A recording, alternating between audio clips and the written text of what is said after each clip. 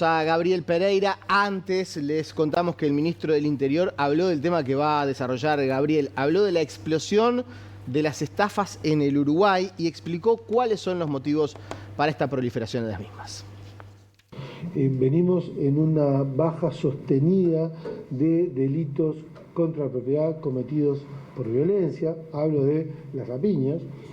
Hace ya un buen tiempo a esta parte, es un descenso sostenido, que también nuestra administración lo está viviendo, pero eso también nos llama a la reflexión de las nuevas tecnologías aplicadas al delito. Y tenemos una explosión de estafas. Y una explosión de estafas por medios electrónicos, donde hoy por hoy no hace falta salir a la calle para ser potencial víctima de un delito contra la propiedad. Hoy dentro de nuestra casa, dentro del dormitorio y bajo 7 llaves, solamente teniendo un celular podemos ser víctimas de una estafa, y a cualquiera de nosotros o familiares nos ha pasado un hackeo, una estafa, una tentativa de estafa en los dispositivos electrónicos.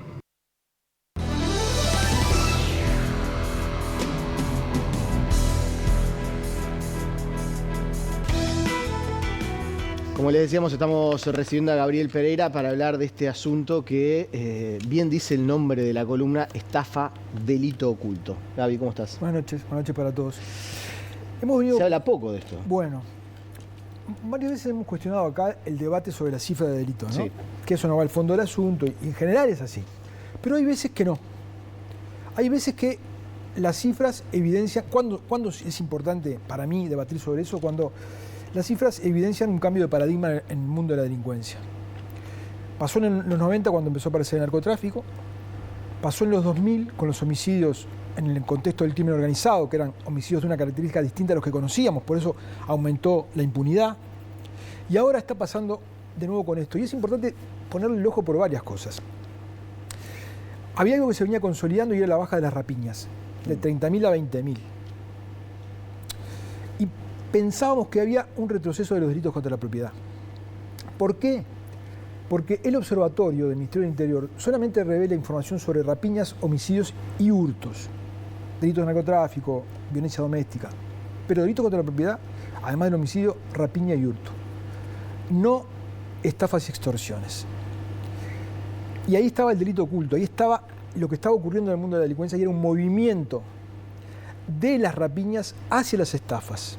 Si uno mira cuando las rapiñas bajan sostenidamente, pero si uno mira el total de delitos contra la propiedad, se mantiene estable. La cantidad de delitos son los mismos. ¿Por qué?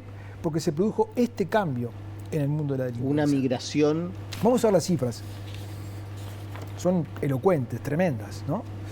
Fíjate la rapiña que pasa de 26 a 15, y fíjate las estafas de 9.000 a 25.000.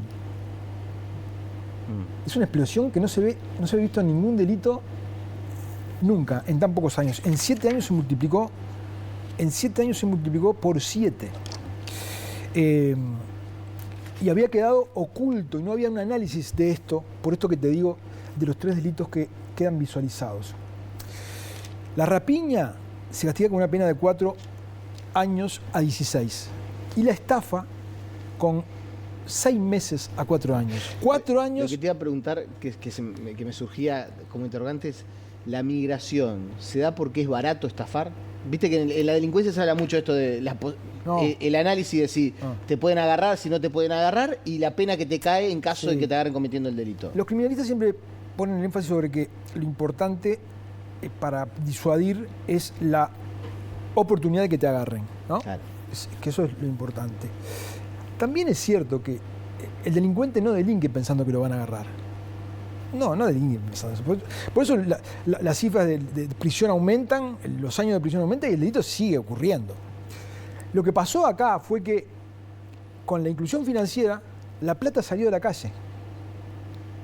La plata salió de la calle. Preguntale a cualquiera de los muchachos de acá: ¿con cuánta plata andás en el bolsillo? No. ¿Cuántas rapiñas tengo que hacer yo para llegar a 10, 15 mil pesos? ¿Y cuántas estafas? Hay una migración del dinero hacia entidades financieras y hacia la gente que no anda, lo tiene y usa tarjetas. Por eso se dan tanto las estafas financieras, las estafas informáticas, ¿no? Y los bancos están muy preocupados por eso. Eso es lo que motiva en el origen de la migración. Un cambio en la cultura del manejo del dinero provoca un cambio en la delincuencia. ¿Y qué es lo que está pasando acá? Y me parece que es una llamada de alerta, porque si bien esto que yo te digo de que el paradigma, como en los 90 es el narcotráfico, en los 2000 los homicidios, no ocurre muy seguido, un cambio como este que estamos asistiendo ahora, cuando ocurre, el mundo de la delincuencia se mueve con una enorme velocidad. Una enorme velocidad. Y la justicia no se mueve con esa velocidad. Búsqueda publica una información según la cual solamente el 15% de las estafas analizó Fiscalía. 15% las analizó. No es que imputó a alguien. Imagínate, ¿no? Imagínate. ¿Y por qué digo que tenemos que estar atentos con esto? Porque hace tiempo que yo vengo hablando de cómo ciertos fenómenos delictivos dieron lugar a otros. En la rapiña, la persona va por el dinero. Y si la cosa se le complica, tiquicatilla. En el caso del sicariato, va por la vida. Y es la vida la que le da un dinero. Cuando se instala esa lógica en el mundo de la delincuencia, y por alguna razón empieza a haber mano de obra desocupada, estos muchachos están acostumbrados a ir por la vida. Y aparece el secuestro, por ejemplo.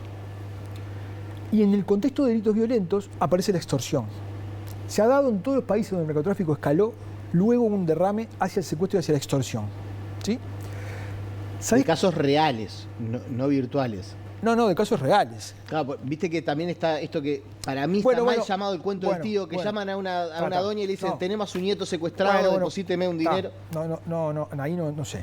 Ahí no sé. Estamos hablando de denuncias acá siempre, ¿no? Siempre son denuncias. En esta nota de búsqueda, que habla que el 15% de las estafas se analizaron, se analizó el 28% de las extorsiones. Están extorsionando y la Fiscalía analiza 1 de cada 4 denuncias. Si no estamos atentos a esta migración de delitos, si no estamos atentos a cosas que antes no eran tan preocupantes, porque nos preocupaban las rapiñas, los homicidios y no las estafas y las extorsiones, y las empezamos a dejar de lado, nos vamos a encontrar con un problema, porque la extorsión también escala en violencia.